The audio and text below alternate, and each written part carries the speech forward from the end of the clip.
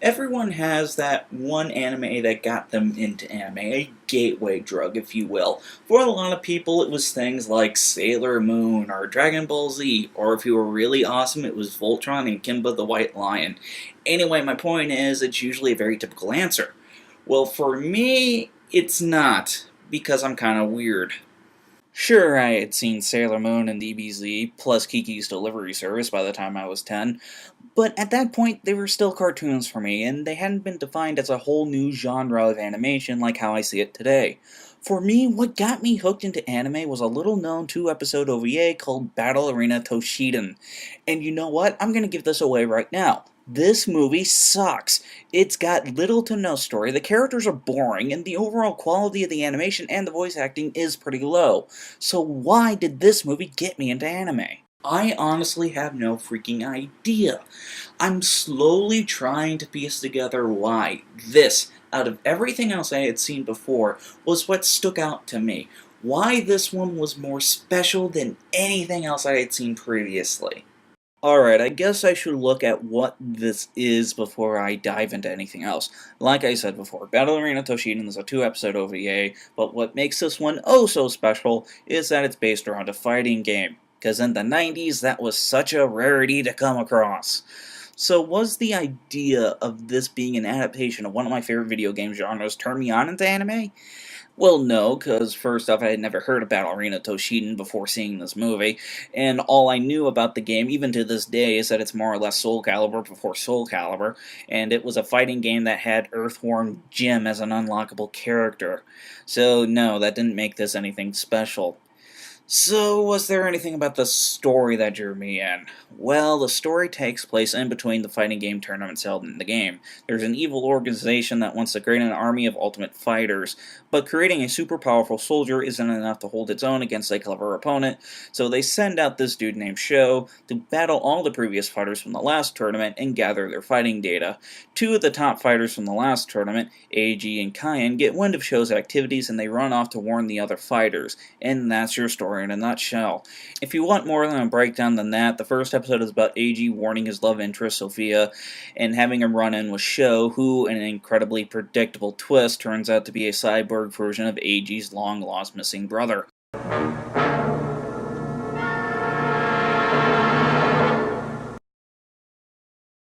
While episode 2 is about the pair planning to make a sneak attack against the now mostly complete Ultimate Soldier named Chaos, while he is going on attacking a fighter named Ellis. In the course of the battle, Ellis gets poisoned, and of course the only antidote that's needed to cure this poison is located on the evil organization's hideout, and the duo rush into the base, guns a-blazing. The OVA ends in the traditional happy fashion with Ellis getting the antidote in time, the organization's base being destroyed along with the entire clone army factory. AG has a run-in with his real brother, and everyone is friends with each other until the next tournament where they are all stabbing and butchering each other for the sake of being known as the world's greatest fighter. So is there anything about this story that makes it special? Nope. The story is extremely predictable and lame. There's not much to say about the story outside of that. The only thing about this story I think would have piqued my interest when I was a kid might have been the fact of its actual length. Battle Arena Toshinden was able to tell all of its story elements within a short amount of time. It was quick, clean, over and done with within 2 30-minute episodes, and since the only thing I had to compare this to back then was something like DBZ, where you spent 30 minutes watching Goku charge up his Spirit Bomb, I have to admit it was pretty refreshing, so that might be one reason for it. But there's gotta be something more to it than that. Maybe it was the dub. Maybe the dub is what really pulled me in. I'm so sorry to have kept you waiting. One of the things I take pleasure in is seeing little children smile. Another thing I take pleasure in is seeing these covered with blood. What am I doing here? Where am I? What have you done with my wife and my son? Okay, now if you keep this up, you'll be sorry. You are the bait to lure Gaia right into my trap. My father? We cannot forgive his betrayal, so now he must be executed. I'll never let you! Although, you know what? This might have been the first time I had heard a cartoon swear before. Sure, it's nothing extreme, but still, for a 10-year-old, hearing a cartoon character scream the words hell, damn, and bastard were pretty mind-blowing at the time.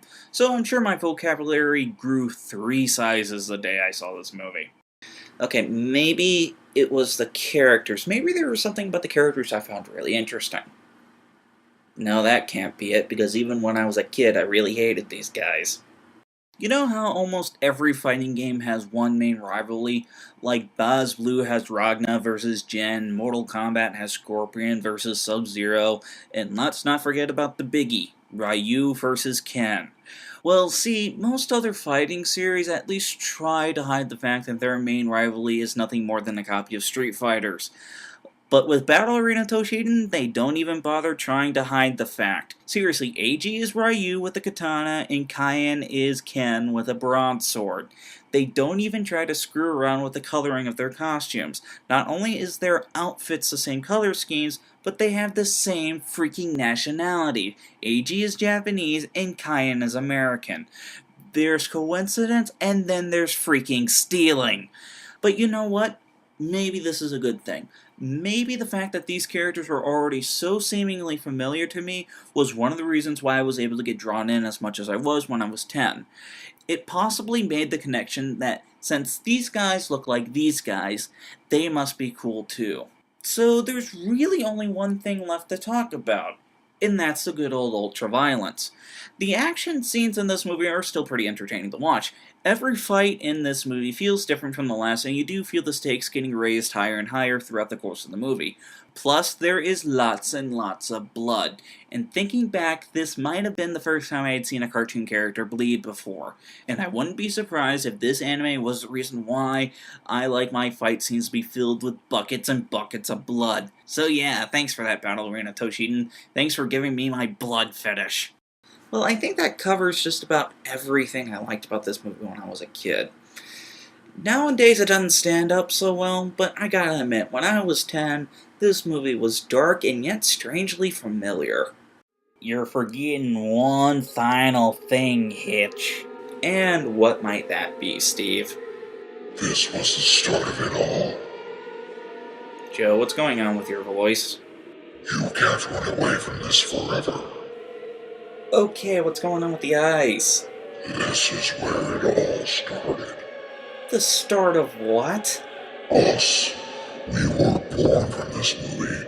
Born from... Stop being so damn cryptic and get to the point already.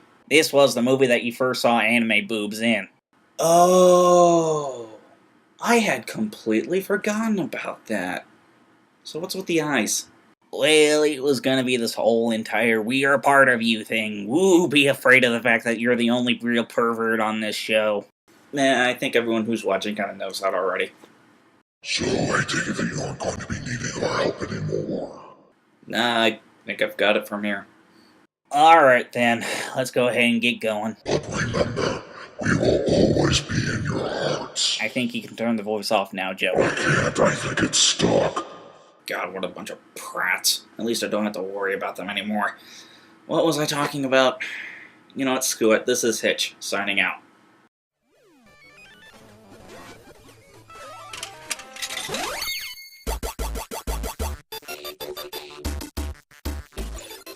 See if you can spot the continuity error in the scene.